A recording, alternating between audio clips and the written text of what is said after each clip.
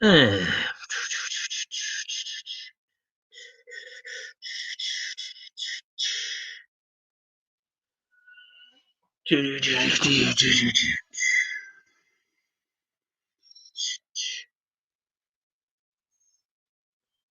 Solid was here, but then he left.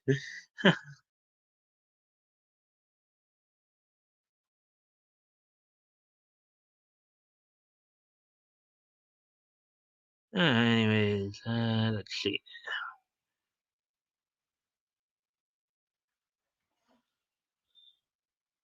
Oh, that probably doesn't help that I had the mic off there. Forgot to turn it back on after I was playing. That probably doesn't help much. I was talking to myself. Talk to me like lovers do. Ah, here we go. Hey, ATC. I only somebody else. Hello, Mike. Solid. Hey. Ah.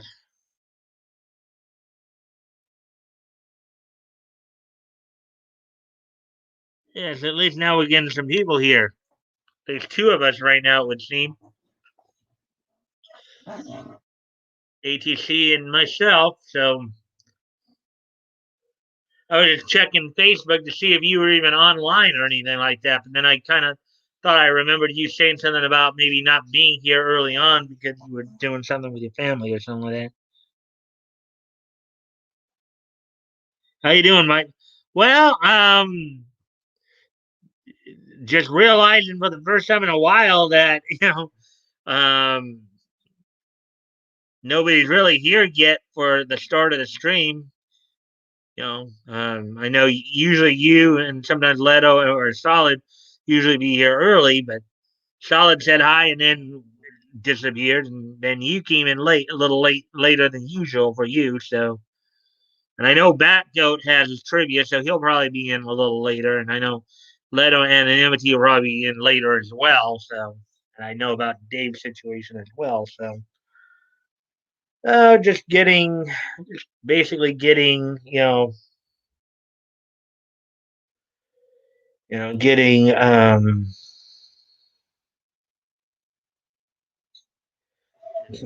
just waiting for people to come in. And Woody's not here yet, of course. Um, uh, Everyone's late. Yeah, so it would seem.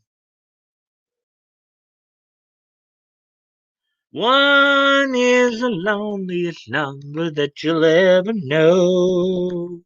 One is the loneliest number that you'll ever know. Yeah, sometimes it's a little bit harder to get going when there's not as many people because then you don't want people to miss out on like some of the stuff. So, and I do have 6 stories tonight too, 2 in comics and 4 in anime. So, anyways, I'll be right back. Let's go off screen for a moment here.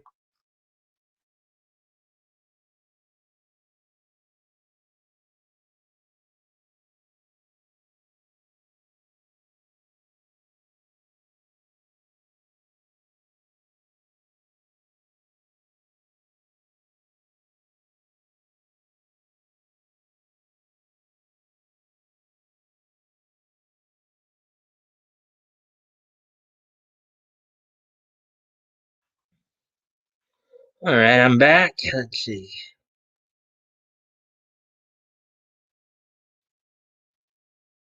Leto's going to be late, he said. Okay.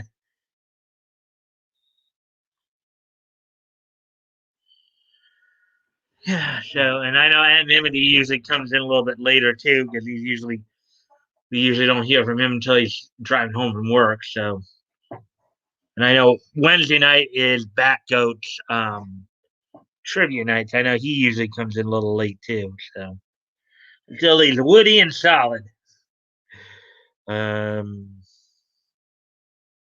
and then you told me about Dave, and he's kind of boycotting YouTube. So, and then of course the few guys who come in kind of on spots like Minecrafter Boy and Cheney, and Best Boy Accelerator. Hmm.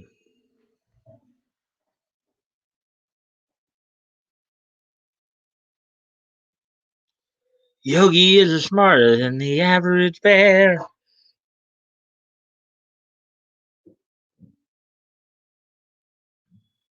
Fantastic. Gonna be a rhythm, gonna be a clue.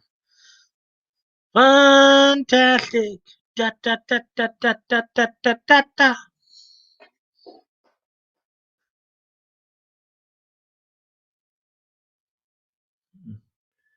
Da da da da da da da da. Da da da da da da da da. Hmm. Wow, we're already past 11 minutes. We're 11 and a half minutes here. It's only the two of us, it would seem, ATC.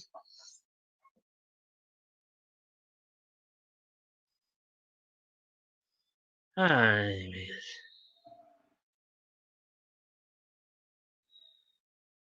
Oh, what shall I do then? Uh, guess I'll. Normally, I would have started by now, but I didn't even realize it already passed the 10-minute mark. So I think I'll wait till about 15 minutes and I'll get going. Maybe about 30 and a half to 14-minute mark. I'll probably go ahead and talk about what's on tap for tonight. So, anything exciting happened for you today, ATC?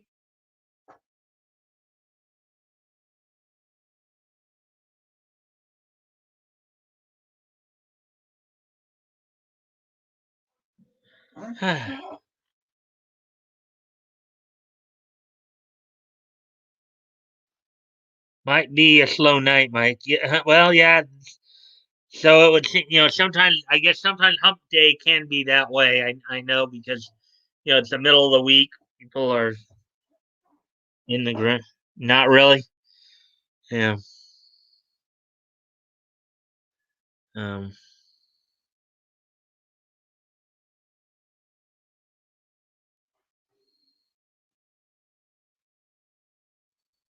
I've been tired all day.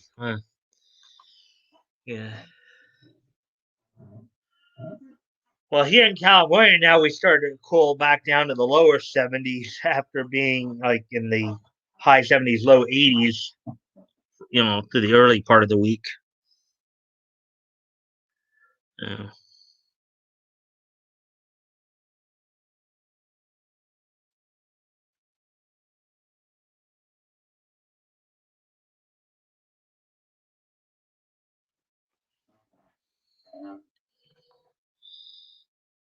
How about it's Wednesday? How about I lost it? Ah, yeah. All right, so we're coming up on the 14-minute mark. So I might as well just get going. So what's on tap for tonight? So we got a couple of stories involved. One involving Image Comics writer um, Robert Kirkman making an announcement. Also, apparently DC told Phil Jimenez to make Superwoman more appealable to Trump voters. That's one of the stories we'll be covering. Those two in the comic section. Then got four anime stories, including another Pokemon at 25 story. Um, let's see, another how to get into the anime and manga segment. This one about Hunter x Hunter. Um, see, and I know there are a couple others too. Netflix. Netflix has some showings in terms of some Easter eggs. Excuse me for one moment.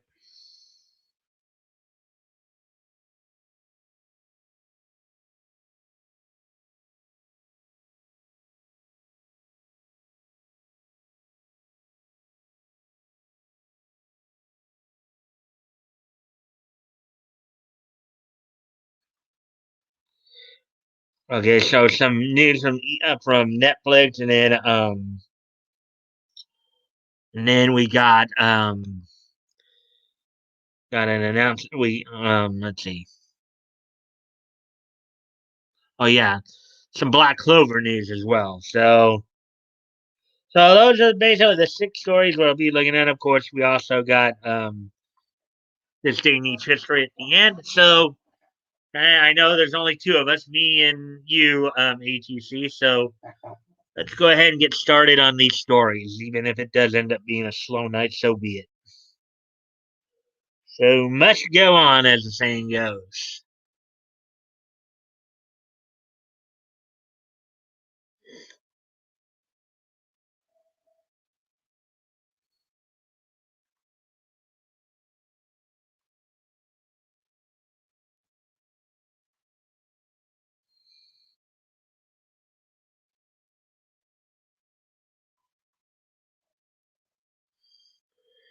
Okay, so here's the first story we're going to look at tonight. Robert Kirkman to end Oblivion Song with issue number 36. Robert Kirkman and Lorenzo Del Felici's Image Comics Skybound Entertainment series Oblivion Song is coming to an end with issue number 36. Writer Robert Kirkman confirmed his and Lorenzo De Felici's Oblivion Song from Image Comics Skybound Entertainment will end with issue number 36. If you've been paying attention to the buildup of the story from arc to arc, you might have suspected that we were nearing a natural endpoint, and we are. Issue number 36 was always planned to be the final issue, Kirkman wrote in the letters column of issue 30. When we conceived of this series, I thought of it as a trilogy of 12 issue arcs. Looking back, you can see the time jumps between 12 and 13, as well as 24 and 25. Marked definitive chapter breaks along the way. That was by design.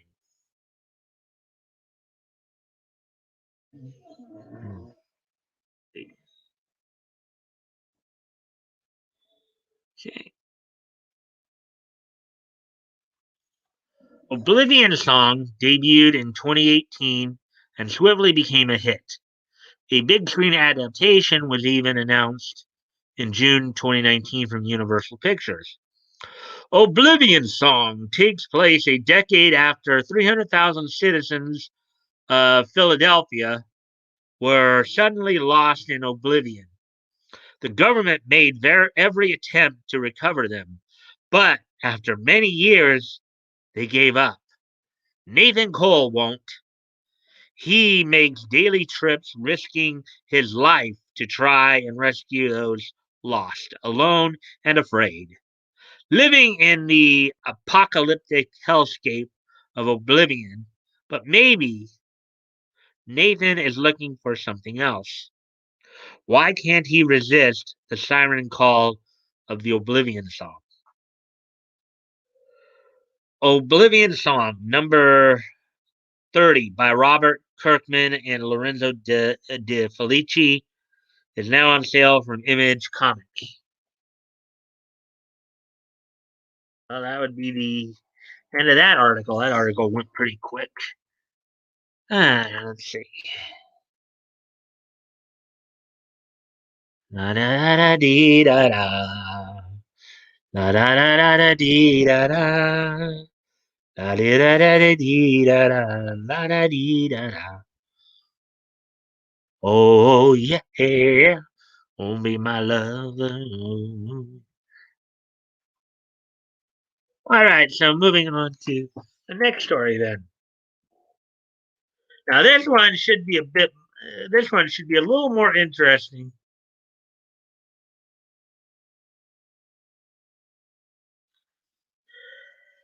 DC told Phil Jimenez to make his Superwoman run appeal more to Trump voters. Oh, I wonder what this is.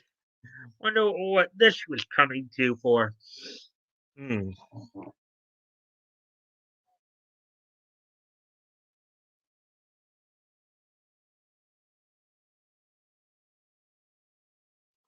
Right, so let's take a look here. Phil Jimenez opens up about the creative struggles he had on Superwoman, including being told by DC editorial to aim the book toward Trump voters. Now, in the Silver Age of the 60s and 70s, Superwoman was actually a member of the crime syndicate of America on Earth 3. So I don't know what this version of Superwoman. I think this Superwoman may be like a more adult version of Supergirl. Kara, is around. Bill Jimenez has opened up about the creative troubles he encountered on DC's Superwoman title, which included a mandate to appeal to Donald Trump supporters. In a post on Instagram, Jimenez discussed the 2-year plan he had for the book, the issues he intended to tackle, including intersections between race and class, as well as burgeoning LGBTQ love, while reflecting on his own experiences with panic anxiety. Alas, my own creative personal issues mixed with behind the scenes upheavals, battles, and a huge continuity patch to the Superman universe that rendered my first couple of arcs non canon before they were even finished, and a note from the higher ups that we needed to appeal more to Trump voters. Wipe me out, Jimenez. So I'm guessing Jimenez must be one of those woke comic writers who wanted to push a woke agenda, and maybe the higher ups at DC um, kind of feeling the burn of what that has been, decided they wanted to kind of try to engage more with Trump voters. I guess here is and that's so small. I'm not even gonna. It looks like some kind of yeah. But this must be Oh, this must be an Instagram post. Jimenez's comments about a huge continuity patch refers to the Superman Reborn story arc, which saw Superman's new 52 and pre Crisis histories merged together. The end result also affected various members of the Superman mythos, including Lois Lane, who also had her new 52 and pre Crisis. That's kind of interesting, seeing that histories merged. Jimenez ultimately said that he was happy he got to write a Superman title. I never in my life thought I'd ever get to play with Superman or his universe. And it was a great opportunity and a real honor. And got to work with some incredibly fabulous artists, learned so much. Even at this age, I keep learning, and I got to write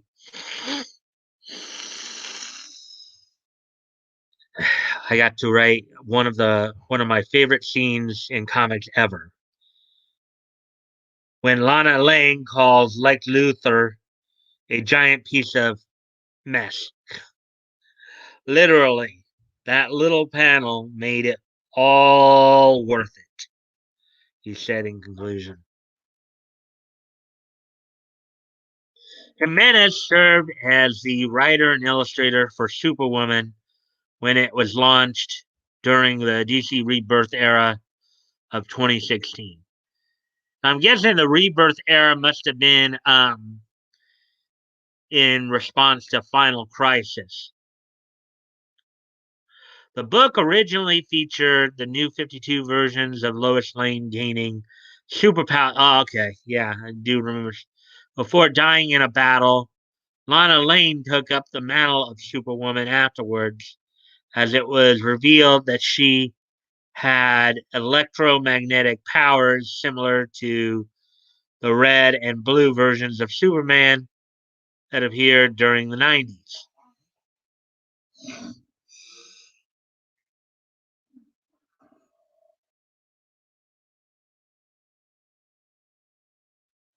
Let's see what's been going on since I last.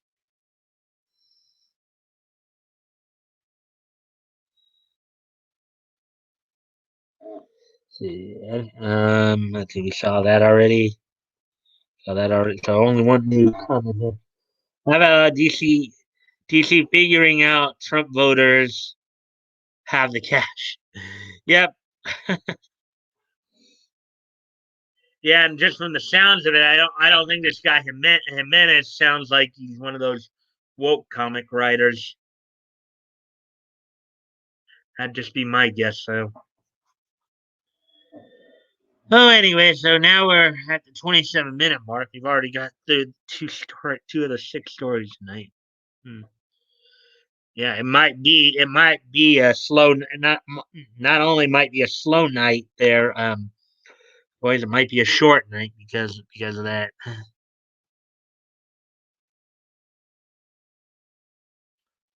Let's see now. So let's see. Well, now those two stories are done.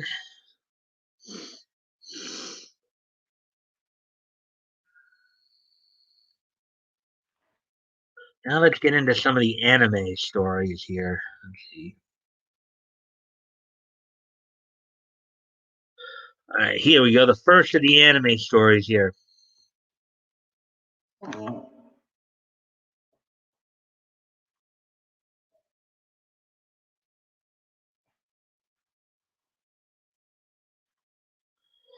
Okay, so the six best East Asian films on Netflix for anime fans. Let's see what this profile piece has to say. From a superhero dad with psychic powers to an aspiring manga artist with cerebral palsy, these Asian films on Netflix have a lot to offer anime fans.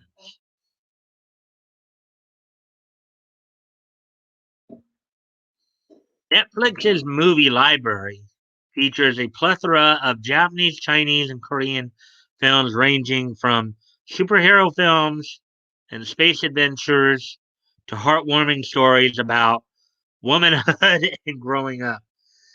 Despite being live action, many of them have strong anime vibes that otaku will appreciate. Here are six such films that should be on your radar. Hot gimmick: girl meets boy.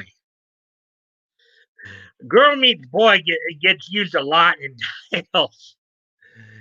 Uh, like you got a blonde guy, you got kind of an orange haired guy over in the front. Well, let's see what this one's about. Hot gimmick: girl meets boy. Based on Miki Aihara's popular shoujo manga, is a 2019 Japanese coming of age teen romance drama directed by Yuki Yamato. The story centers around a passive and insecure 16-year-old girl named Hatsumi Narita, um, who ends up being the object of affection of three guys. Her older brother her older brother Shinogu Narita, the popular model Azusa Odagiri, and her neighbor Ryoki Touch. Whoa, okay. Let me read this part again. Around a passive and insecure 16-year-old girl named Hatsumi Narita, who ends up being the object of affection for three guys. Her older brother, Shinobu Narita, the popular model Asusa Odagiri, and her neighbor, Ryoki Tachibana. Yes, that's right. Her older brother. Now, in anime, of course, that is kind of used a bit. I mean, I can give like Mabu. Let's see, what was it? I think it was Magic Kano is one of the titles that comes to mind when seeing that.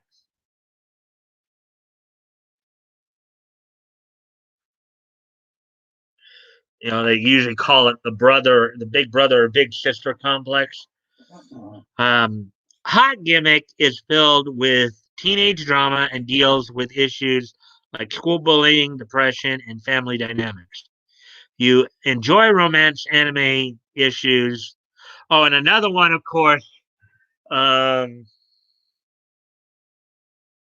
there's another one too and I can't really even think of that one right now. Probably best I don't, because that one really does take the cake. The one I'm thinking of. Um, let's see. If you enjoy a romance anime series with twisted relationships such as Peach Girl and Scum's Wish, this is a movie to check out. Psychokinesis. Psychokinesis is a 2018 South Korean superhero comedy film directed by Yong Song Ho, best known for Train to Busan. Shin Rooney runs a popular fried chicken restaurant, but is forced to shut down due to a real estate battle against the mobster run construction agency Tyson.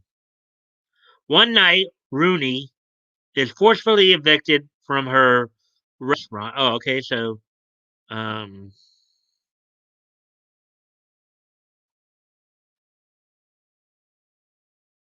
okay,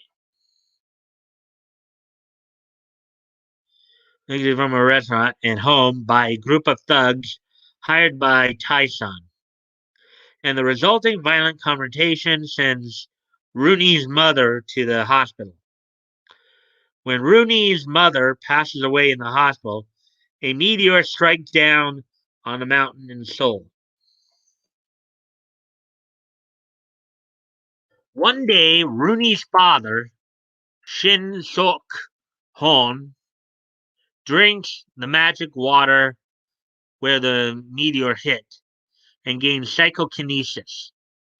Sok Hon uses his powers to help Rooney and her fellow neighbors defend their home against Tyson. The film's comedic take on superpowers will appeal to fans of One Punch Man and Samurai Flamenco. And the clueless dad protagonist can be compared to anime father figures like Daikichi Karachi from Bunny Drop and Kohei Inuzuka from Sweetness and Lightning.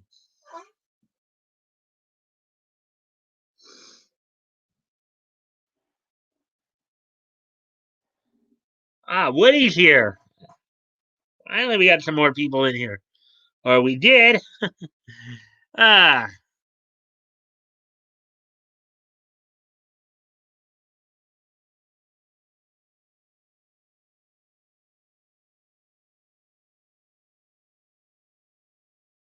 let's see what's going on here.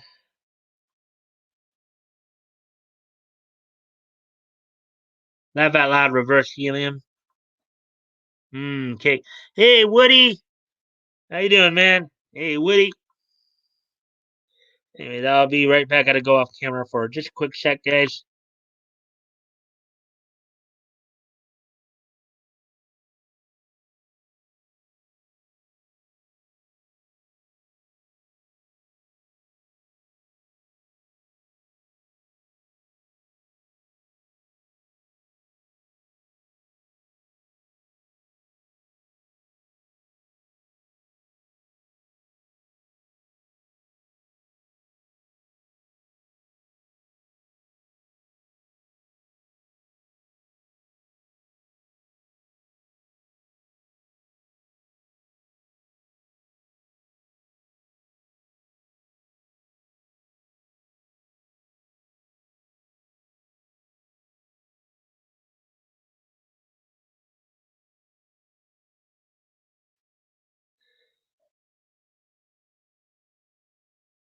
Having a great day.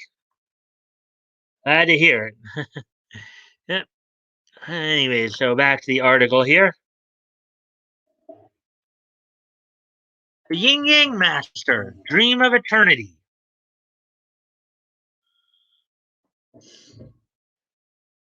The Yin Yang Master, Dream of Eternity is a 2020 Chinese fantasy film directed by Guo Jingning and based on the Omiyoji novel series by Baku Yumenmakura. Master King Ming, um, a recently appointed Yin Yang Master, travels to the Imperial City to stop the evil serpent demon in the Empress body from emerging and causing destruction once again. Kind of like Naruto with the Jinchuriki and all that, huh? This fantasy film is filled with demon hunting action that fans of Demon Slayer, Kimetsu no Yaiba, and Jujutsu Kaisen should enjoy. The borderline romantic bond between Master King Ming and Master Boya can be compared to the relationship between Wei Wuxian and Lan in Moda Zushi, Grandmaster of Demonic Cultivation.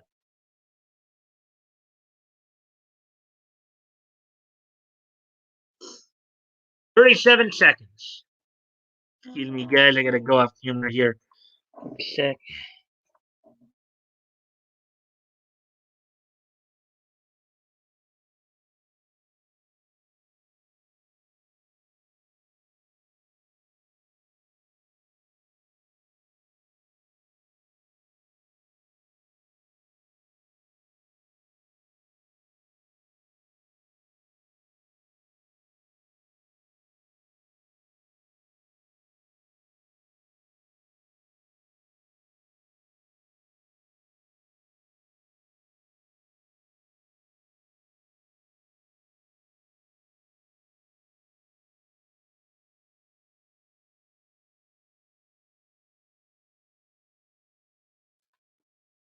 'All right, I'm back.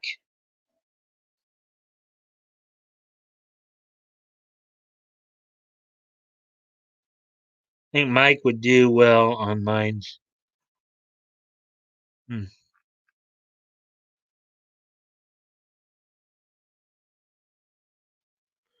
37 seconds. The 2019 Japanese film 37 Seconds, written and directed by Hikari, focuses on the life of Yuma Takada, a 23-year-old with cerebral palsy who has dreams of becoming a manga artist. One day, Yuma submits her work to an erotic manga editor, but gets turned down due to her lack of experience when it comes to sex.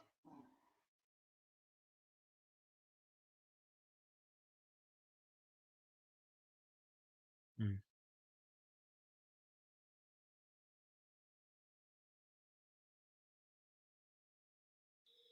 Let's see.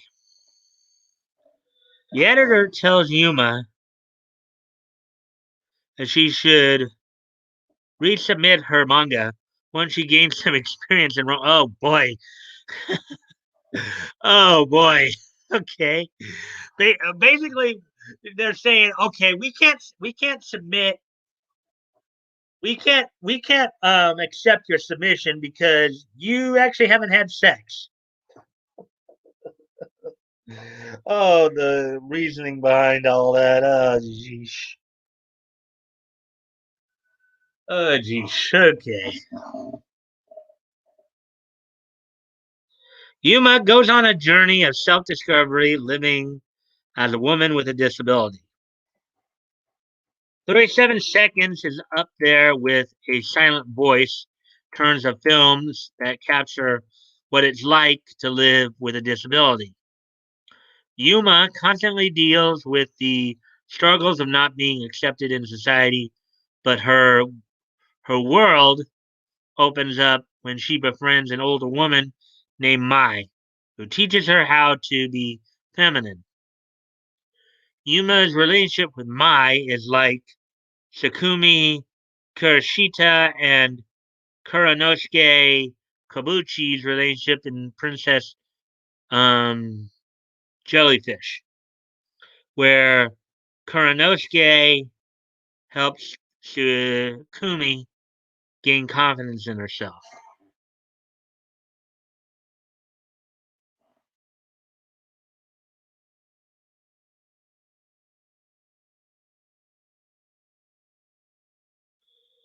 Yeah, so anyways, Us and Them.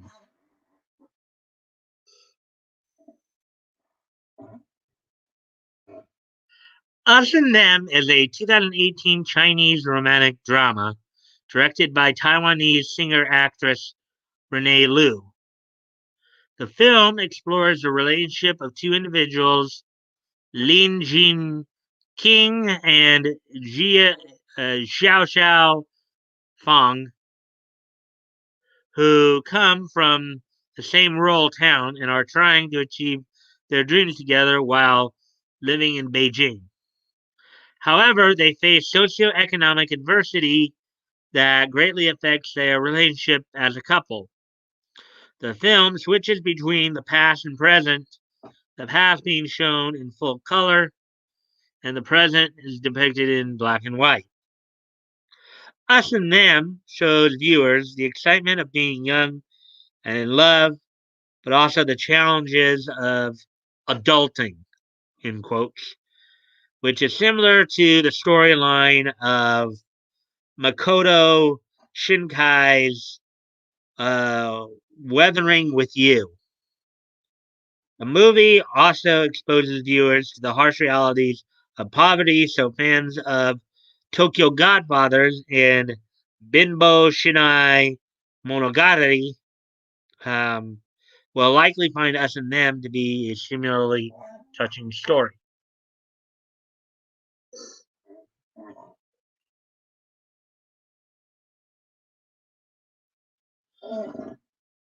Well, we're at the 45-minute mark here, so no further comments as of yet.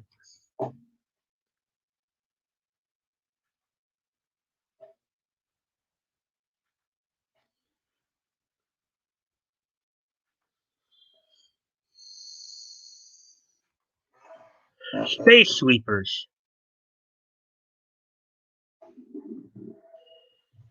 Space Sweepers is a 2021 South Korean space opera film directed by Jo Sung Hee. Okay. In 2092, the entire Earth becomes nearly uninhabitable. To save humanity, the UTS Corporation built an orbiting home in space, replicating the natural resources of Earth.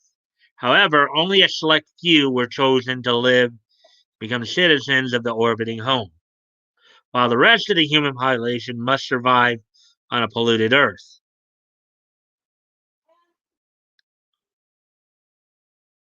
To maintain order in space, UTS regulates taxes and set harsh rules and punishment for non citizens. Many non citizens become space sweepers who clean up debris in space in exchange for money.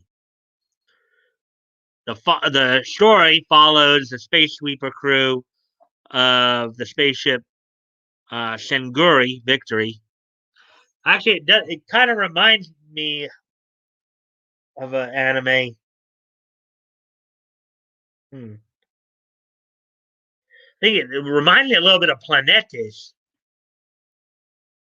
Planetes had a similar theme in that the crew happens to find a child in a space car floating in orbit and goes on an adventure to return the child to her father, only to learn the kid has the power to save humanity. The movie is a hybrid of Cowboy Bebop and Astra Lost in Space. Like Cowboy Bebop, The characters of Space Sweepers are no good selfish vigilantes who are more focused on themselves and are willing to sacrifice others to achieve their goals. However, the crew members of Space Sweepers eventually have a change of heart when they encounter the young girl. They become humble, selfless, and willing to save the world like the characters of Astra in Lost in Space.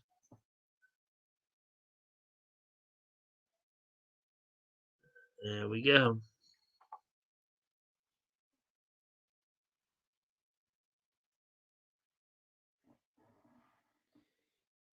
When they say select a few, they mean the elites. Uh huh, yep. That usually is the case, ATC. You're right with that. But I think it would be something if we could send all the SJWs into space. In fact, maybe put them all on a rocket and aim it towards the sun. Have the space rocket crash into the sun with all the SJWs in it, right?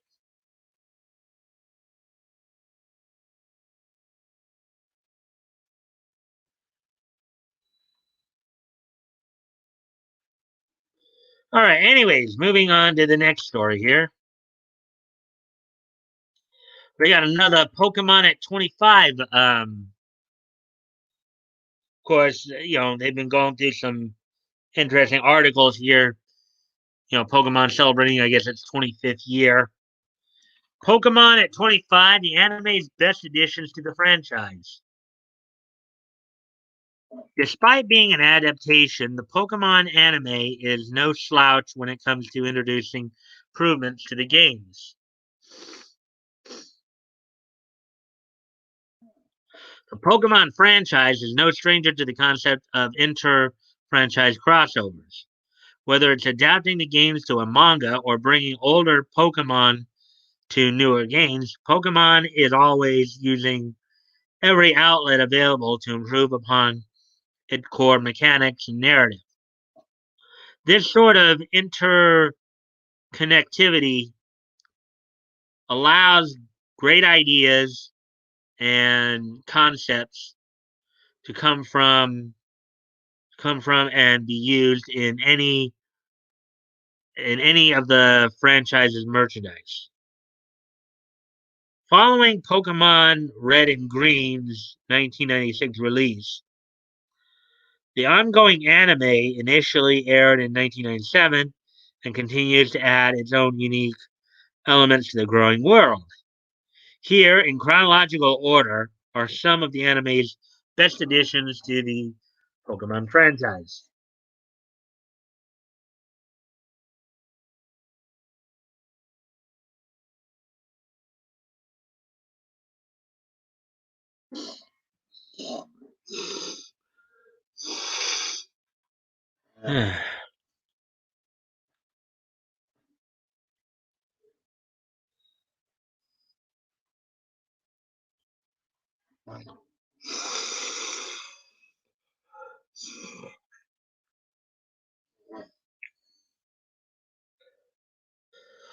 While the prospect of choosing your favorite Pokemon to journey the world with is already something fans adore, Ash's Pikachu was the first with a hatred of being cooped up in a Pokeball.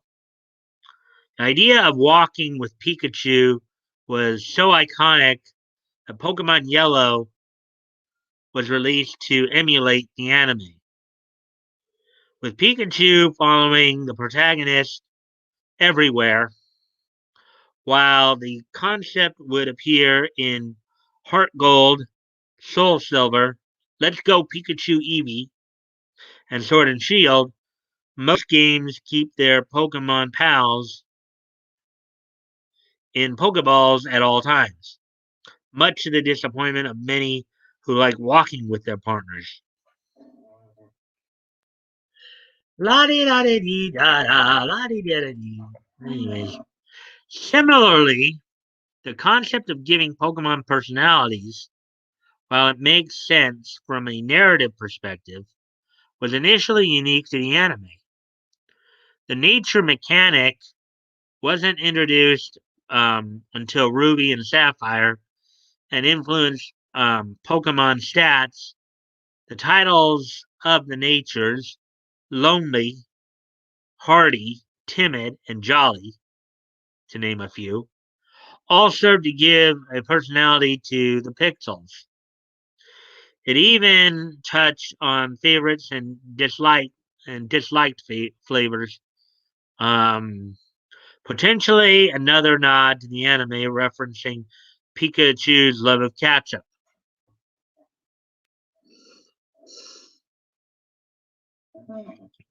Thanks to the anime's Pokemon being treated as living, breathing creatures, with an end, playing with and petting your powerful pals was commonplace in that world.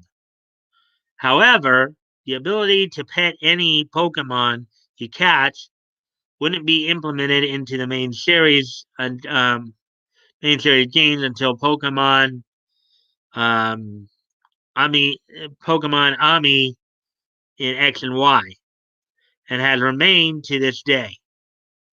Other games such as Hey You Pikachu and Pokemon Pikachu Step Counter based their entire concept around the idea of interacting with your companions.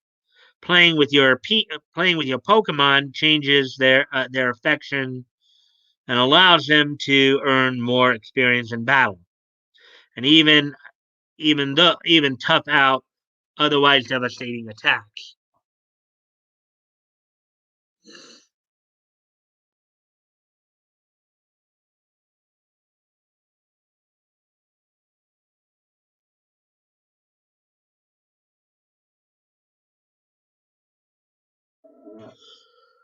I think you got a picture of Team Rocket right there.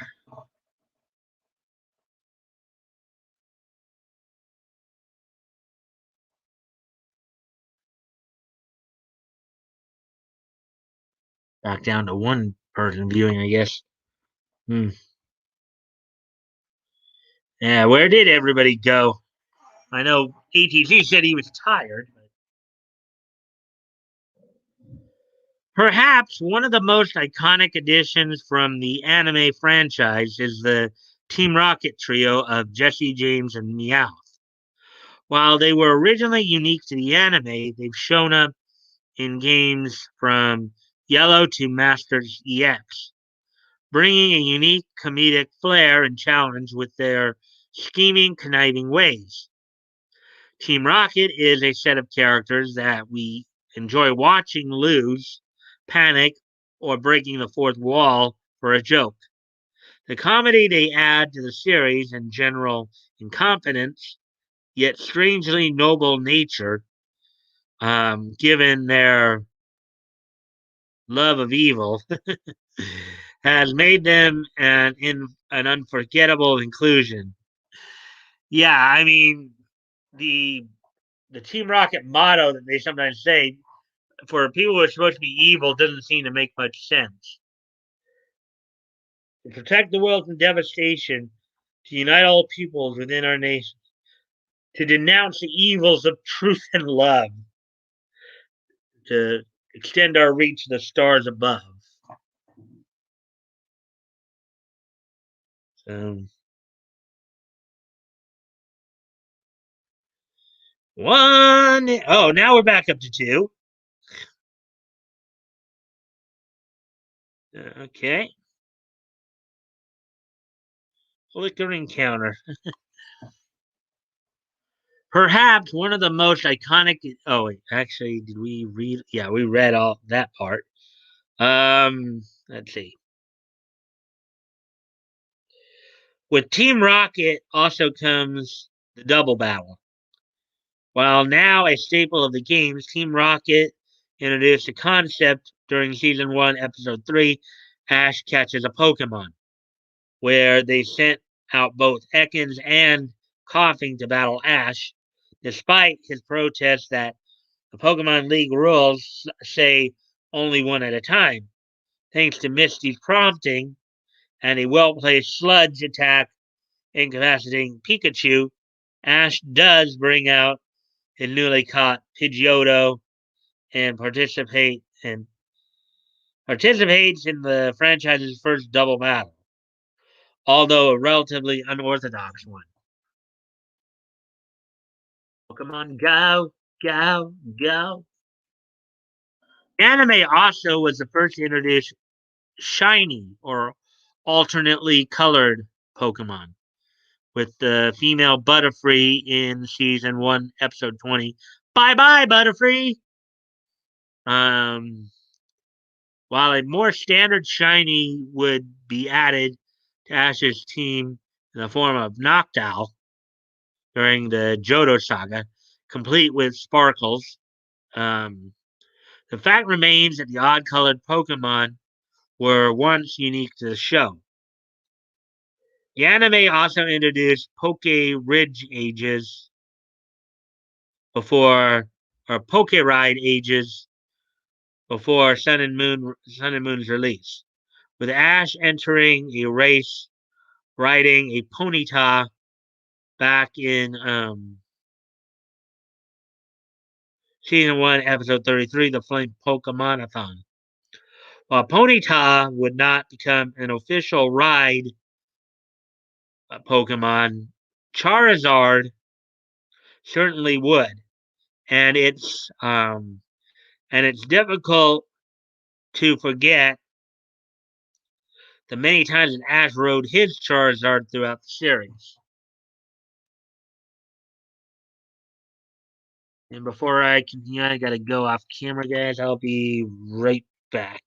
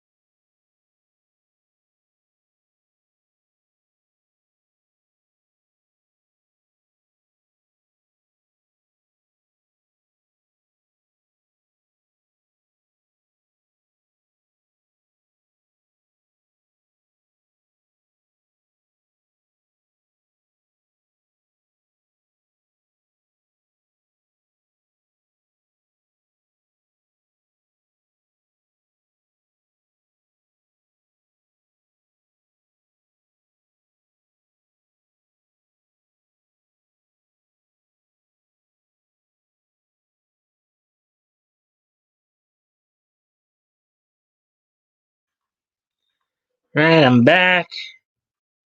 We continue on with the article here. First off, let me. So we're now, oh, wow, coming up on an hour here. So, despite being a more recent development, the anime also had plenty of giant Pokemon, with some even having unique, new, never before seen forms, such as in season 2, episode 18, the ancient puzzle of Pokemonopolis. At that time, unique form translated to has stripes, but they could still be seen as early forms of Dynamax and Gigantamax. Thanks to a relatively recent translation of a blog post, one of Pokemon's head writers, the late Takeshi Shudo, we know that Lugia, yes, the Pokemon Silver mascot, was explicitly created for the second Pokemon movie. Powerful psychic flying type legendary is the prize of many trainers. Even featured in the GameCube game Pokemon XD Gale of Darkness with the unique shadow form.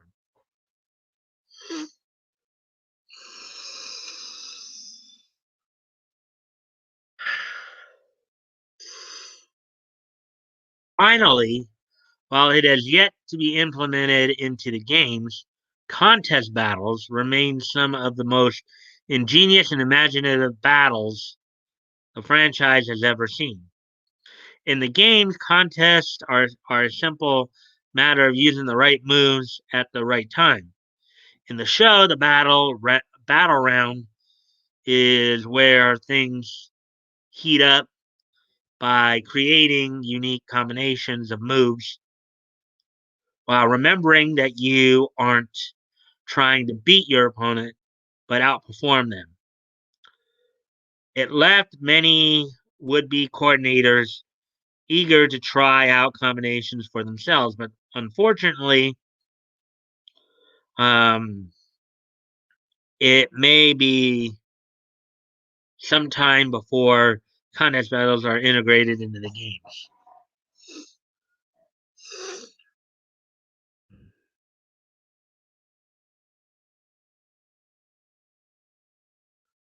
Yeah, so that's that.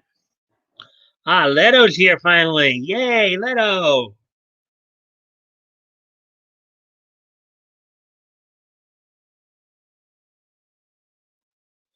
Hey, Mike, Solid, Toys, Woody, and how are y'all?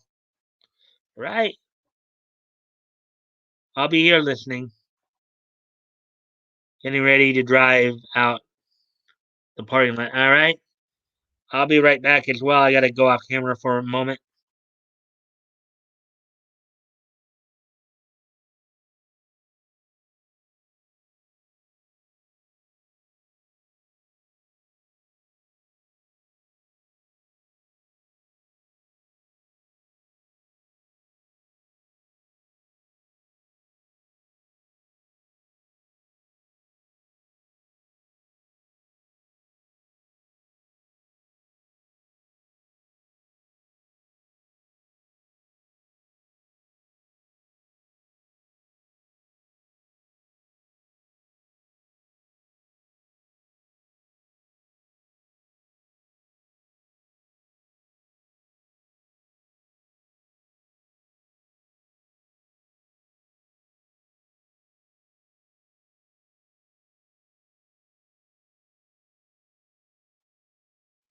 Alrighty then. So with that, we can move on to the next story here.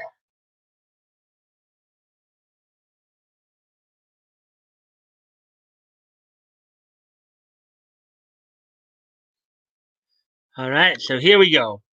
Hunter x Hunter. How to get started with the anime and manga. Despite the multiple hiatuses, Hunter x Hunter is considered one of the best of the shonen genre, and it's widely available to watch and read. Well, there was a 1999 version of the anime as well as the 2011 version. In spite of its many hiatuses, which are mainly due to creator Yoshihiro Togashi's health, Hunter x Hunter is considered by many anime fans to be an all-time favorite.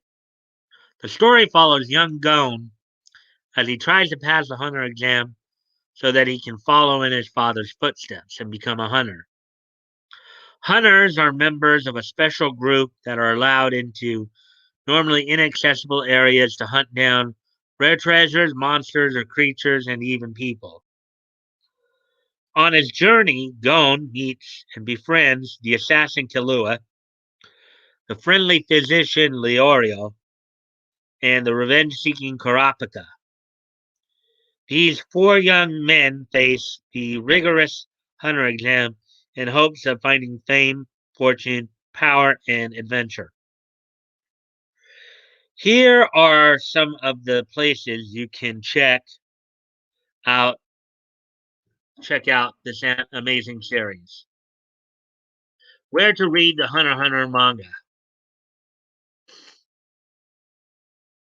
There are currently 36 volumes of the manga available.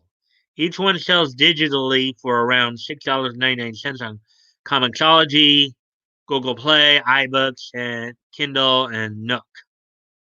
Physical copies can be found at Barnes and Nobles, Books a Million, Amazon, Walmart, bookshops.org, bookshop.org and Right Stuff for $9.99 per volume. Your local comic shop may also carry them, or you can most likely request they order them for you if they offer such a service. Shueisha, Japanese publisher for many popular manga like Naruto and Dr. Stone, has a free service called Manga Plus that allow you to read the first 3 chapters as well as the latest 3 chapters for free. The platform also has a simul release schedule, so you'll be able to read the latest chapters as soon as they come out.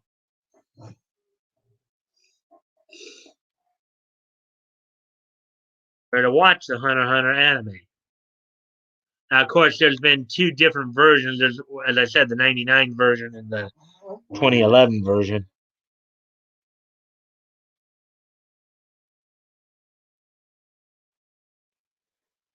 All right.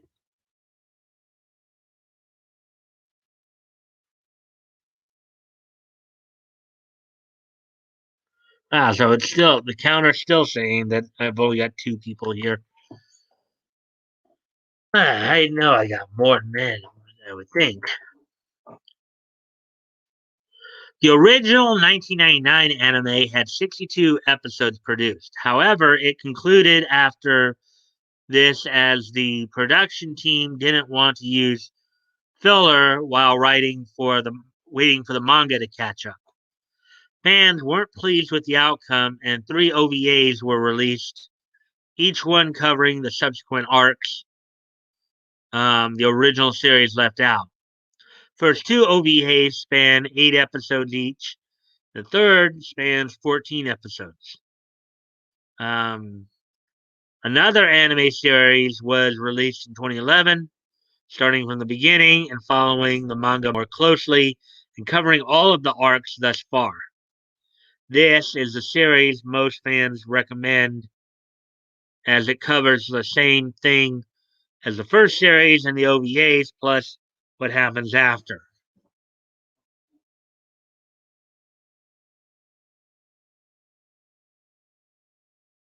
The original 1999 anime series does not currently stream on any site legally. The OVAs aren't available for streaming either. The 2011 anime, 148 episodes, is available on Crunchyroll, Hulu, Netflix, Vudu, Pluto, Tubi, and HBO Max. Funimation website only has the first episode uploaded, but you can purchase digital copies of the 2011 episodes from Amazon, Google Play, iTunes, and Microsoft Store, and the PlayStation Store at varying prices. On Amazon, you can purchase each episode for around $1.99 for each season, or set for $29.99.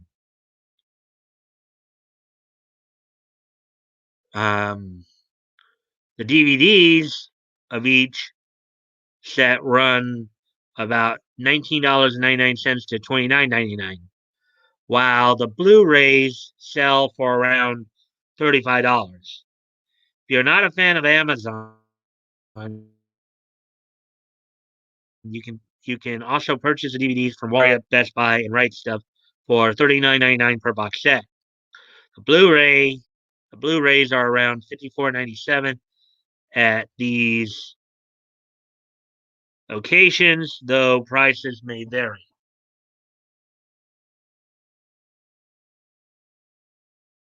There there are 3 movies that were produced too. Hunter x Hunter: The Last Mission is available for $9.99 for the DVD and $25 for the Blu-ray.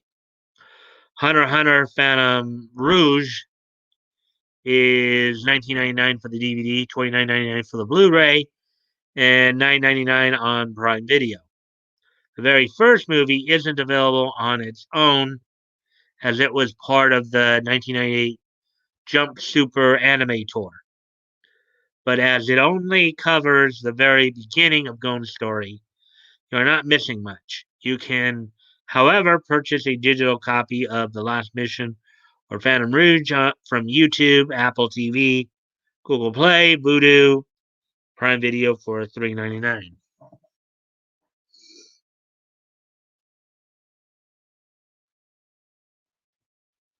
Let's see. Well, now we're up to three, so that's good.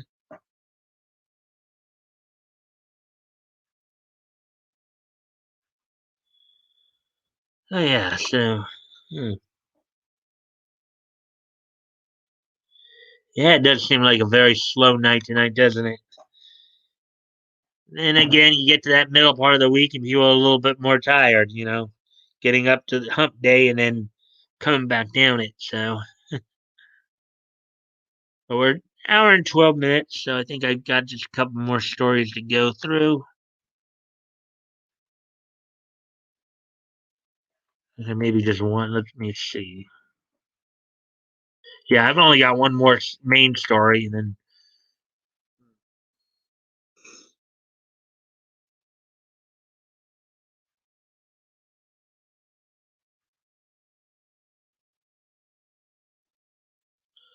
all right. So yeah, I think we'll wrap up early. After I read this last story, we'll just maybe I'll see if you guys are ready for niche history, and then we'll just wrap up early tonight because this does seem like kind of a slow night for everybody. So this is the last main story I'm gonna cover tonight. After Black Clover's end, should all anime be seasonal only? With Black Clover's end, not many long-running anime remain.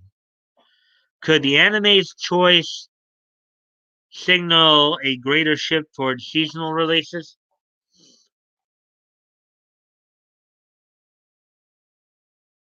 Black Clover is one of the few anime in recent years to release on a weekly schedule continuously. While it has remained faithful to its source material with few fillers, the anime adaptation has closed in on the manga's recent chapters, and its final episode will be airing on March 30th. The decision to end the series rather than inundate fans with unnecessary filler episodes shows an intent to remain consistent with the manga, which is still being released. Though Black Clover's end may be unexpected, it does mean the series won't return with in the future. However, it does beg the question: should all anime be seasonal to allow the manga to maintain a lead on its adaptation? Long-running anime like Naruto, One Piece, and Bleach used to follow a constant weekly release with no seasonal breaks. While this format still exists, releasing a set number of episodes has become a more common approach. So, should all anime shift to the seasonal system?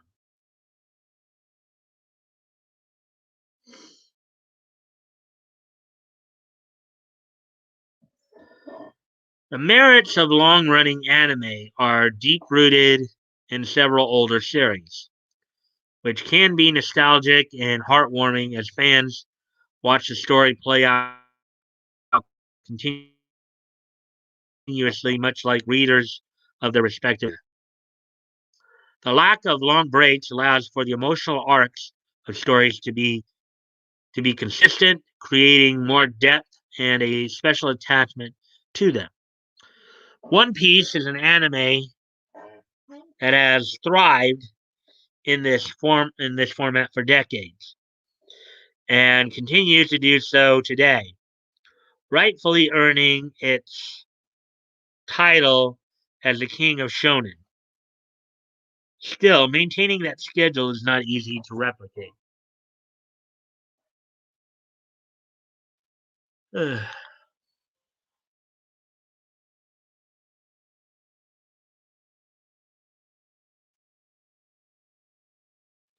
Yep, hump day. How's your night, Leto? From ATC. Hey, just stopping in to say hi. Hanging with a lady friend tonight for a bit. I'll catch y'all. Yeah, there's a Hannah. Yeah, it does seem kind of like a slow night, ain't it? So might be wrapping up pretty quickly here.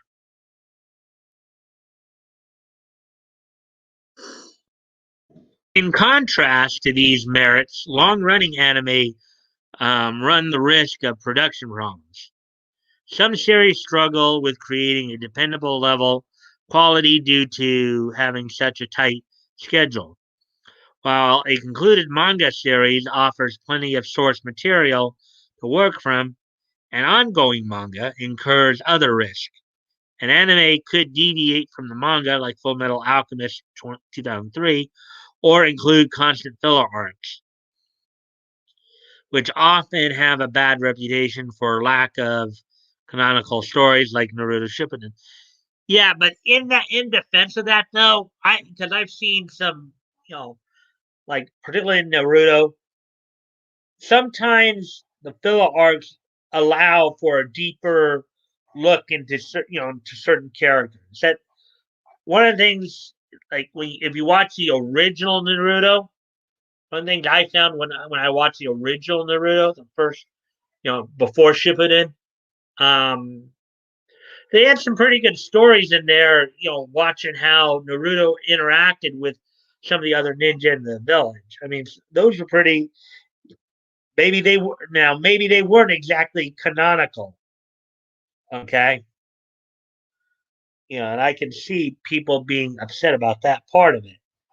But you also, but with that though, you also get, a deeper knowledge and appreciation for the characters too. Sometimes, depending upon how they write it. With the Full Metal Alchemist Brotherhood, the anime was redone entirely to remain faithful to its manga counterpart to the end. However, in the case of no authentic adaptation, fans can be left frustrated and disappointed.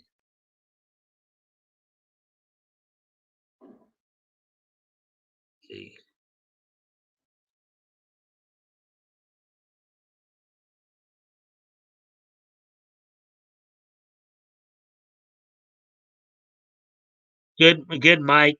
Driving now. All right.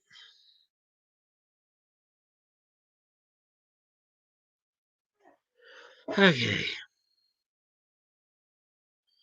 These days, the seasonal format with anime like My Hero Academia, Demon Slayer, and Attack on Titan is a more popular approach. This allows for a series to stick close to its source material with the extra time between seasons to polish up episodes and let the manga maintain distance. The breaks also prevent needing excessive fillers, but the hype per season can dwindle if fans need to wait too long. However, these breaks can work to the anime's favor by keeping a strong quality of storytelling.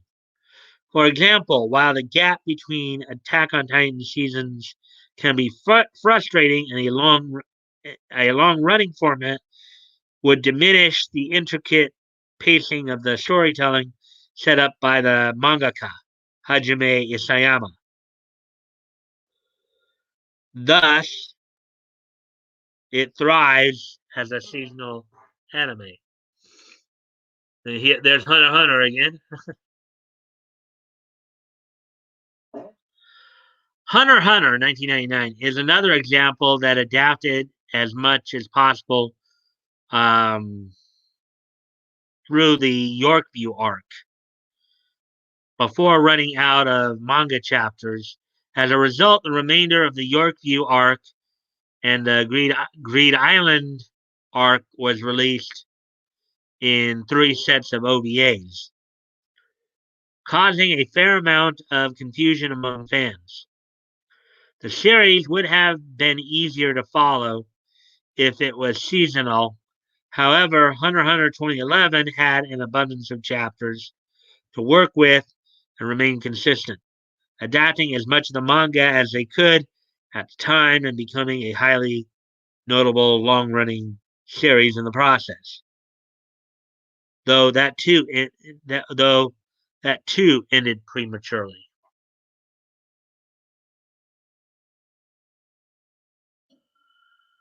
While several long-running anime um, have become successful, this format is becoming less manageable. Among studios, hence increasing seasonal anime, um, the older format works well with an anime like One Piece, but it would weaken a series like Attack on Titan. Still, the tides certainly seem to be shifting towards all anime becoming seasonal, and there is no denying that most recent series have found merit in this approach. Black Clover's decision to end could still turn out as a decision to shift to a season by season release schedule, maybe taking a Naruto Shippuden approach of continuing under a different name or simply going on a brief hiatus. Its popularity and apparent goal of remaining faithful to the source material should be a point of optimism, and the choice could influence other anime to adopt a more flexible format. There we go.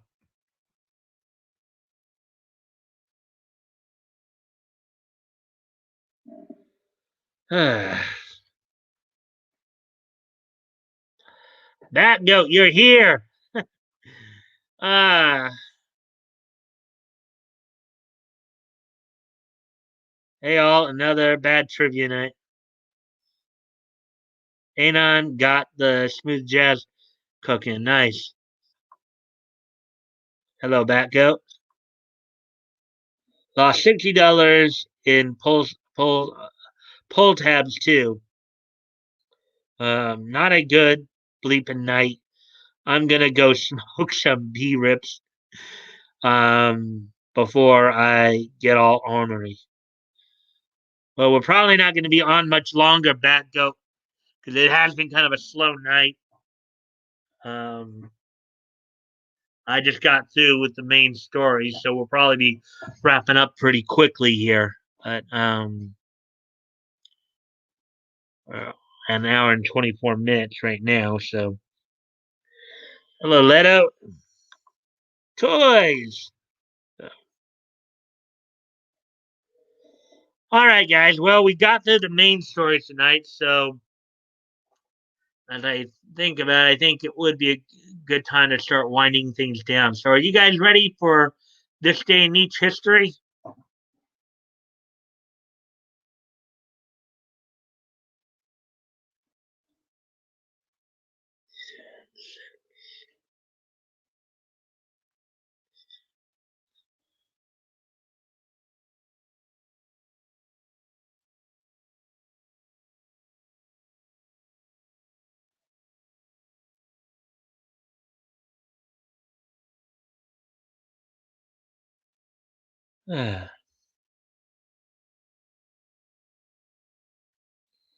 History. Leto. That goat pull tabs are the ultimate gotcha. All right. So, anyways, guys, I'm going to go ahead and get started on this day in each history. Today being Wednesday, February 24th, 2021. Let's take a look back on this day in each history.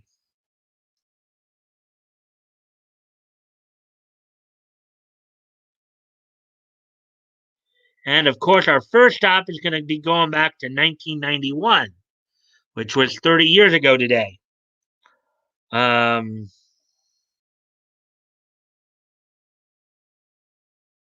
Yay, history.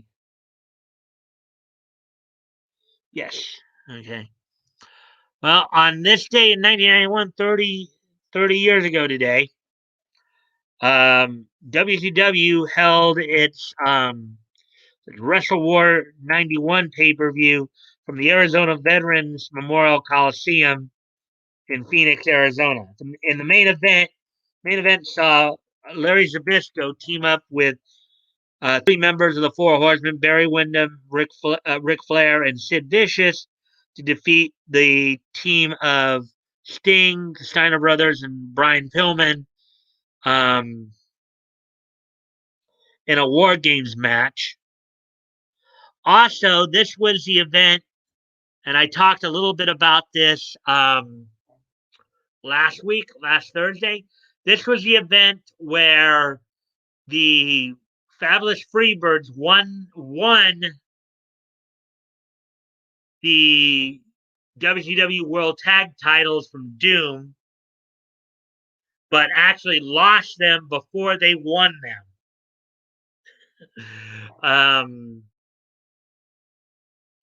As I explained back then, the way they syndicated television, they would tape, shows 3 weeks in advance. So to make it appear as if they were winning the title after the pay-per-view, they taped it before. So when the Steiner brothers, as I mentioned last Thursday, when the Steiner brothers won it at the TV taping, that previous, I guess the previous week or whatever, the 18th, which I guess would have been on Monday, to basically be shown a couple weeks later on March the 9th when they taped it. So this is basically what caused the anomaly of the Freebirds having a negative title reign. Basically, is where I'm going with this. They lost the title before actually winning it. Okay, because of the TV tape scheduling. So, as they were taping an episode of Power Hour there.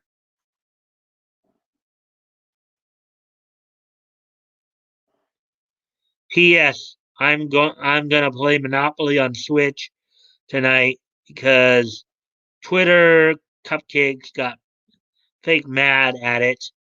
I hate Twitter. I hate SJWs. That is all. Carry on. Yeah. So anyway, so as we said there, so aside from those matches, of course, we also saw um, Lex Luger retain the WCW United States Heavyweight Championship by defeating Dan Spivey, Big Ben Vader, and Stan Hansen going to a double DQ.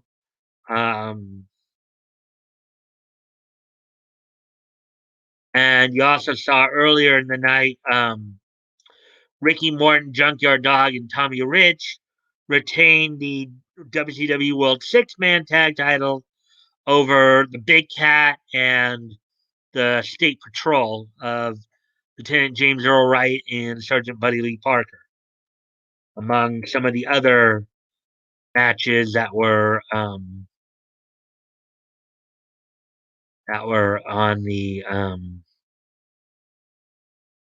the card that night. So, anyway, that's all from that. Let's move on to the next piece of niche history.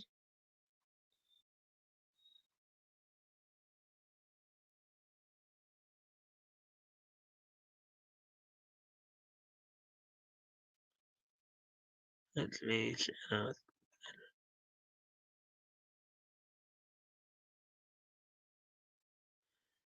As we move on to 2006 here, and this is a bit of a sadder note, as on this date in 2006, Don Knotts, best known for playing Deputy Barney Fife in the Andy Griffin Show, and and or Ralph Furley from Three's Company passed away on this date at the age of 81. Aside from, of course, those two roles, he had a number of cartoon credits, um, notably playing himself in a few episodes of in a couple of episodes of the new Scooby Doo mysteries, as well as Johnny Bravo. He, of course, also voiced T.W. Turtle in Cats Don't Dance, Mayor Turkey Lurkey in Chicken Little, and he also, I believe, had the lead role in The Incredible Mr. Limpet, which I think was a partially part live, part animated movie. So on this date in 2006, Don Knotts would pass away at the age of 81. Um, among his, BS, he was known for a starring role in the Apple Dumpling Gang. Well, I think most people know him for his role as Barney Fife and Andy Griffith and or Ralph. Well, I know him from that, but I know him more from as Ralph Furley. And I also know from watching reruns of the new Scooby Doo mysteries, he was on there as well. So, anyways, on this date in 2006, the passing of Don Knotts at the age of 81. So, anyways, moving on to the next piece of niche history here. On this date in 2010, 11 years ago today, the entire run of Crazies from Image Comics was released on their Top Cow imprint. So on this date, all 4 issues of Crazies from the Top Cow imprint of Image Comics went on sale on this date in 2010, which was 11 years ago. So that was I'm just kidding, love. Yeah. Anyways, so um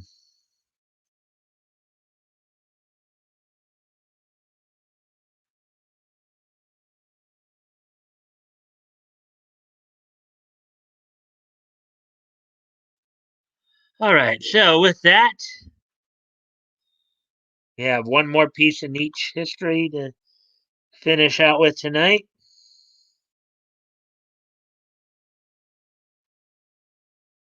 which is this one.